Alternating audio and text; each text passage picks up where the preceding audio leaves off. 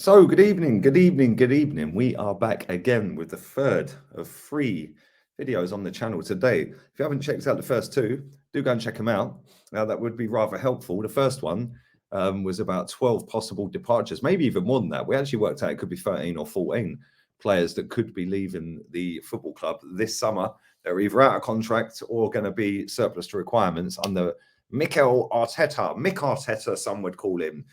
He knows exactly what we need, according to the song. So yeah, make sure you go and check that out. That was the first upload today, or the first live stream, should I say. The second one was a live Q&A. Go and check that out. Always good to do Q&As, get your questions in, etc., and read them out.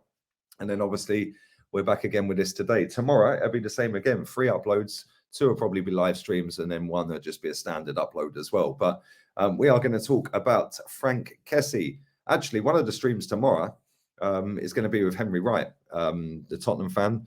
So that'll be one of them. And we'll be doing 2 others as well. But we're going to talk about Frank Kessie. Also going to talk about Paulo Dybala. Let's start off with Frank Kessie. Now, listen, it seems like we have been linked to this guy for what seems like an eternity. And he seems to have been around for what seems like an eternity, if I'm honest. And apparently, according to Fabrizio Romano, he is on his way to Barcelona. And their rebuild is going pretty damn well, isn't it? It's kind of crazy how they've managed to turn everything around and how they've managed to fly up the table. Listen, they're not going to win the league this season. They might still win the Europa League, but they're going to qualify for Champions League, I'd imagine, whether it be by winning the Europa League or whether it be by getting into it via La Liga position. But Fabrizio Romano has actually posted out there that it's all but a done deal to Barcelona, and he's going to be there. And listen, that's a good signing for them. They've obviously got good players in midfield. He is only 25 years old, but he's going to have a lot more experience than some of the young kids that they've got in there with Gavi and Pedri, etc. Obviously, they've got Busquets in there, but they're going to need a bit more in midfield if they're going to want to kick on next season. Because at the end of the day, you know, if you look at the way that midfield for Real Madrid played the other night, you can see that as soon as players get to a certain age and done certain mileage, eventually, yeah, it catches up with you. And I'm not saying that's going to happen with Sergio Busquets, but he is 33 years old. He's actually going to be 34 this summer. So good planning from Xavi, good planning from Barcelona, and he is a free signing as well, which is mad.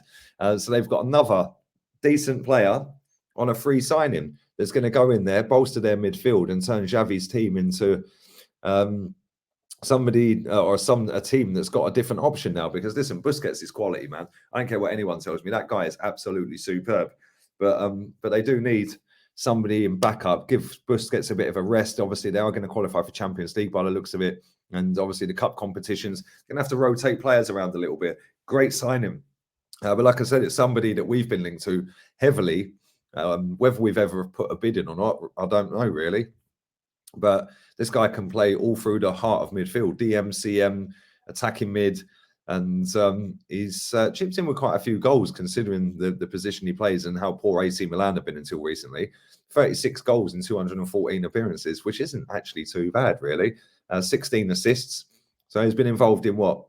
A goal or an assist every 5 games? Every 4 games. That's not bad. It's actually not bad at all. But yeah, let me know whether you're disappointed with that. I can't imagine that you are, because we've got Super Granit Xhaka, and he is a deep-lying playmaker who's now playing in the number 8 role that Arsene Wenger always envisaged he'd play. Yeah, okay, mate.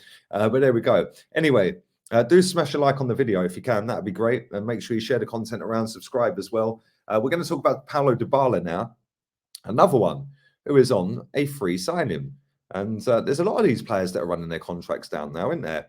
Again, it was Wenger who said this had happened. I think maybe Wenger was telling them to do this because you do get the nice little kickback of a signing on fee.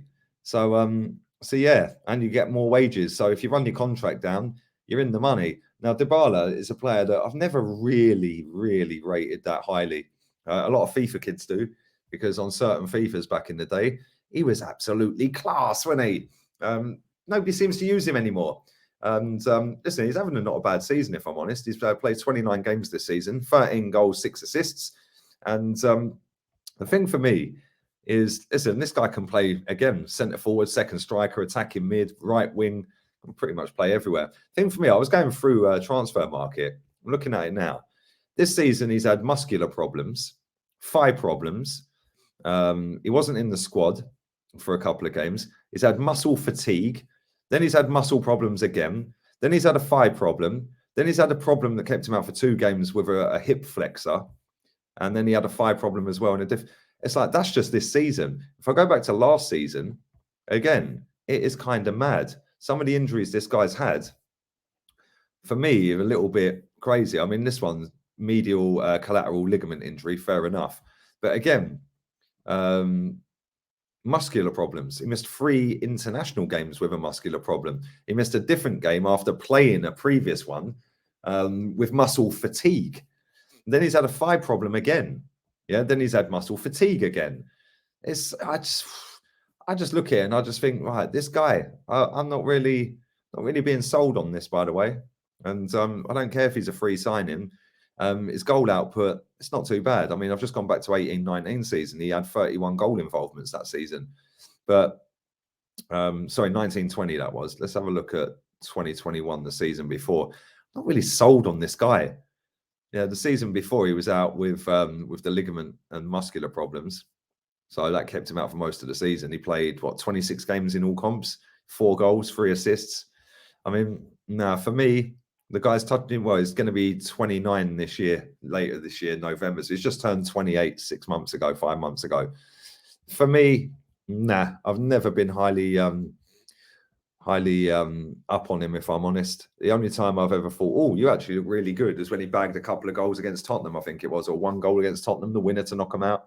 But I don't see enough from him. And I think, especially with these muscular fatigue problems and muscular problems, if you're going to come from a league that's known for being naturally a little bit slower, naturally more time on the ball, and then you're going to come to a league where your first touch, bang, you've got 3 players on you. Not for me. This guy, I don't think he's got it. I don't think he's got it for the Premier League. The Premier League's too fast for him. So yeah, we shall see. We shall see what happens with him. I'd love to know what you guys think of Dybala, because listen, there's no doubt there's a good player there. Technically, he's brilliant. Yeah, he scores goals as well. But for me, it's the age, it's the injury worries, it's the new league. Is he going to be hungry? He's coming from Juve, who he's won quite a lot of trophies at. Let's see how many trophies he's won for Juve. Let's have a little look. He's won loads. He's literally won loads. Let's have a little look at his little total. Let's have a look. So he has won 1, 2, 3, 4, 5 Serie A titles, 4 Italian Cups. He's won Player of the Year for Juve. That was 19-20 season. Or he won Player of the Year, sorry. He's won an Italian Cup. He was the top scorer there. 3 Italian Super Cups. And this is going back donkeys years ago. It's 13-14. I can't even pronounce the name of that trophy that he's won, but that was for Palmero. So he's won 1, 2, 3, 8, 12 trophies. So listen, he's got it. He's got the experience. He's got all the knowledge and the know-how. But for me, I'm just not sold on this guy, even if he's a free signing. I feel like, not only that, we're supposed to be in Project Youth, yeah? Well, Project Youth, he's 28, and he's going to be 29 this year. So, not for me, people, not for me. Good player, 4 years ago, maybe.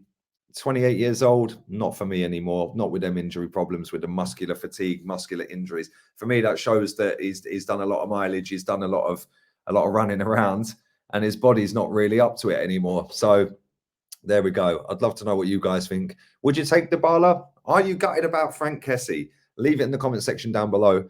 I'll be back again tomorrow with Henry Wright at 7 p.m. I'll be doing a show in the daytime as well, so keep your eyes peeled for that. And then I'll be dropping a video later that night as well. So plenty more to come. And if you haven't put a like on the video, why not? And make sure you do go and check out the videos from earlier today. And really enjoyed doing the Q&A and enjoyed doing the talk about how many players could potentially leave the club in the summer. So yes, do go and check it out. All have a wonderful evening. I'll be back again tomorrow. And don't forget, people, Arteta out.